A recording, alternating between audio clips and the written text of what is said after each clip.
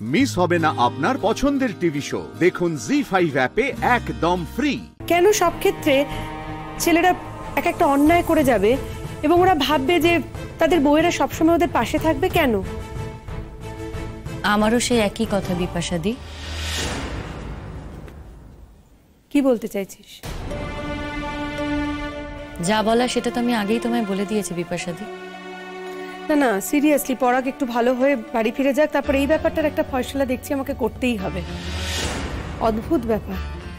দেখ, তোদের আবারও বলে দিচ্ছি, চন্দন সম্পর্কে কোনো রকম কোনো অসম্মানজনক কথা কিন্তু আমি অ্যাকসেপ্ট করবো না শিমুল। সে তোরা যাই আমাকে ভাব না কেন।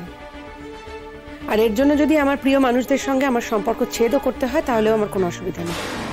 বিপাশাদি, হ্যাঁ ঠিকই বলছি আমি। দেখ, আমার যেটা বিশ্বাস, আমার যার প্রতি বিশ্বাস আছে সেটা আমার কাছেই রয়েছে। কোনোভাবেই তার উপর আমি আস্থা তো হারাতে পারবো না, আমি সেটাকে অসম্মানও করতে পারবো না। তোর ওপর আমার আস্থা ছিল, তোকে আমি বিশ্বাস করেছি, তোর প্রতি আমার এই বিশ্বাসটা ছিল যে তুই কোনোভাবেই কোনো রকম অন্যায় করতে পারিস না। তাই জন্যই তোর সঙ্গে তোর পাশে দাঁড়িয়ে থেকে আমি এত দূর অব্দি লড়াইটা করে গেছি, নাহলে তো করতাম না বল। ঠিক এই একই বিশ্বাস আমার চন্দনের প্রতিও রয়েছে। আমি মনে প্রাণে বিশ্বাস করি যে ও এমন কোনো কাজ করবে না যাতে আমার অসম্মান হয়। Are very sorry to say, আমরা না টাচুট খুব সুখী কাপল, আমরা যথেষ্ট ভালো আছি। হয়তো আমাদের এই সুখ, এই ভালো থাকাটা সকলের সহ্য হয় না, তার জন্যই হয়তো অনেকে অনেক কথা বলে।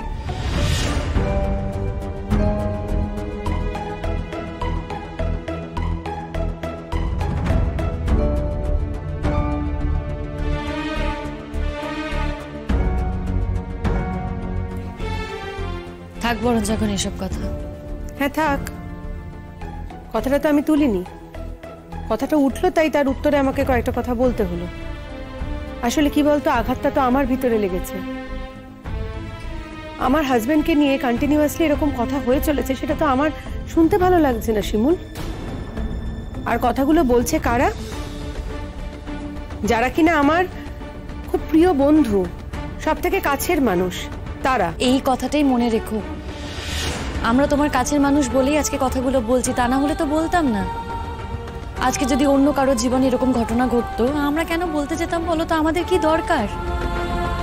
আজকে তোমার ব্যাপার বলেই নির্বিঘ্নে বসে থাকতে পারিনি, বাধ্য হয়ে তোমাকে কথা। তুই ভুল বুঝছিস, তুই ভুল বলছিস। যদি ভুল বলি তাহলে আমি সব থেকে বেশি খুশি হব। হ্যাঁ, তুই সব থেকে বেশি খুশি হবি পরে। अच्छा ठीक है अब छोड़ो ना ये सब बातें। আচ্ছা, ওটি থেকে তো কোনো খবর দিল না? খবর দেওয়ার মতো কোনো পরিস্থিতি হয়নি, তাই খবর দেয়নি। অপারেশন তো চলছে, অপারেশন তো শেষ হয়ে যায়নি। কিছু খবর দেওয়ার মতো হলে নিশ্চয়ই এসে খবর দিয়ে যাবে। খুব ক্রিটিক্যাল অপারেশন বলেই জানতে চাইছিলাম, আর কিছুই না। অত টেনশন করিস না, আমার মনে হয় যে সব ঠিকঠাকই বোধহয় আছে, না হলে তো ওরা ওখান থেকে এসে কিছু না কিছু বলতো। এখনো পর্যন্ত যখন কেউ আসেনি তার মানে ঠিকঠাকই আছে, এটাই ধরে নিতে হবে। আর বাকিটা তো ঈশ্বরের হাতে। शिमुल, अब तक मुझे लगता था कि पराग के तुम्हें एकदम भी प्यार करो ना, हाँ करने का सवाल भी नहीं उठता, पर কি বলছো তুমি শীর্ষা?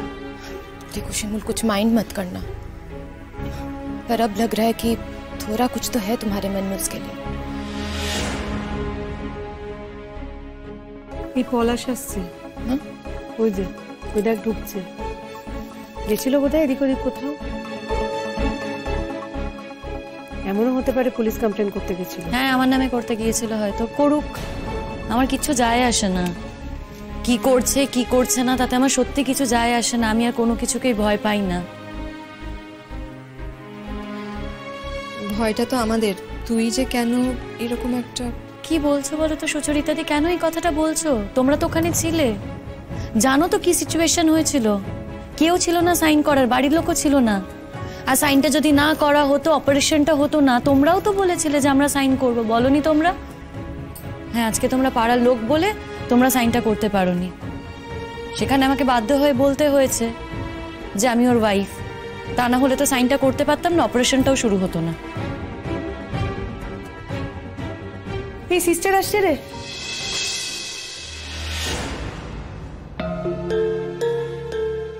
কি অবস্থা? খুব ক্রিটিক্যাল অপারেশন ছিল, সাংঘাতিক ক্রিটিক্যাল। থ্যাংক গড ডক্টররা পেশেন্টকে সার্ভাইভ করাতে পেরেছেন। এখন পেশেন্টের জ্ঞান ফিরেছে। আমরা পেশেন্টকে আইসিইউতে দিয়েছি। এই খবরটা আপনাদের জানাতে এলাম। আচ্ছা, বলছি যে আমার দাদার আর কোনো ভয় নেই তো? কোথায় ছিলে তুমি এতক্ষণ? হ্যাঁ, এতক্ষণ পরে এসে জিজ্ঞেস করছো দাদার কোনো ভয় নেই তো? ছিলাম কোথাও একটা। আমারও তো কোনো কাজ থাকতে পারে নাকি? কাজ আর কি থাকবে তোমার বলো? কাজ মানে তো নয় শিমুলকে বাস দেওয়া, নাহলে আমাদের বাস দেওয়া, এই তো কাজ। কাজটা সেরে এসছো তো। সেরে এসছি কি না সেটা প্রমাণ পাবে। আমি বলি আর নাই বলি, প্রমাণ তোমরা ঠিকই পাবে। हो अच्छा, इसका मतलब पुलिस में कंप्लेंट করে এসেছো, है ना? ठीक है, हम लोग भी रेडी আছি। আচ্ছা বলছি, পেশেন্টকে কখন দেখা যাবে? না মানে ওনাকে একটু চোখের দেখা দেখতাম, তারপর ওনার মাকে খবরটা দিতাম, কিংবা একবার ভিডিও কল করে একটু দেখিয়ে দিতাম। ম্যাডাম এখন তো আমরা ওনাকে বেডে দিয়েছি, আর একটু অপেক্ষা করুন, তারপর আমরা ডেকে নেব। পেশেন্টকে একটু ধাতস্থ হতে হবে, কোনো রকম উত্তেজনা চলবে না। তবে একটা কথা আগেই বলে রাখছি, এমন এত ইনজুরি ছিল, এতগুলো জায়গায় ইনজুরি ছিল যে স্যার হয়তো আপনাদের বলবেন, তবুও আমি বলে রাখছি। বলুন না আমাদের, বলুন কি হয়েছে বলুন। ওনার কোনো একটা অর্গান হয়তো ড্যামেজ হয়ে যেতে পারে।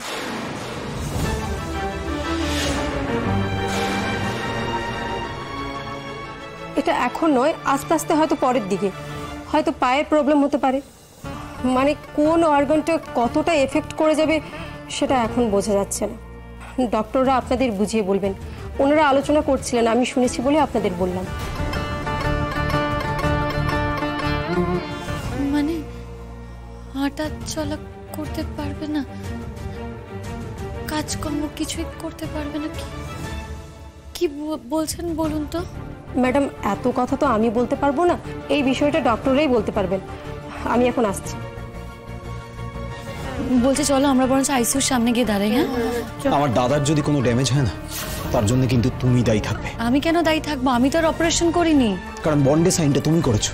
তুমি যদি এই বন্ডে সাইন না করতে, তাহলে দাদাকে আমরা অন্য জায়গায় নিয়ে যেতে পারতাম।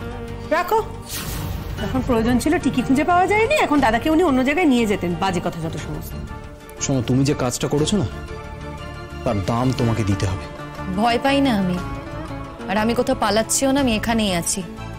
যা দাম দিতে হবে তার জন্য আমি তৈরি। সুচরিতা দি, চলো তো আমরা আইসিইউর সামনে যাই। যদি দেখা করতে দেয় তাহলে একবার দেখা করে নেব। চলো চলো চলো চলো।